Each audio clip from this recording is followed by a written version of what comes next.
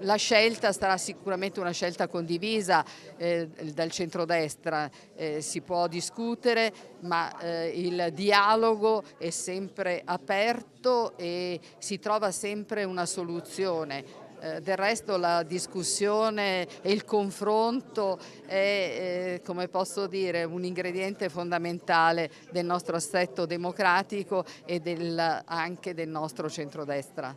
Qui occorre pensare alla persona che raggruppa attorno a sé il maggiore consenso, perché l'importante poi è vincere, non partecipare. Chiaramente io credo che sia stato il più grande bugiardo della storia quello che ha detto che l'importante è partecipare. Come partito chiaramente non ci basavamo sul terzo mandato, ma penso che tutte le forze politiche del centrodestra devono rimanere unite e trovare la quadra su tutte quelle che sono le candidature.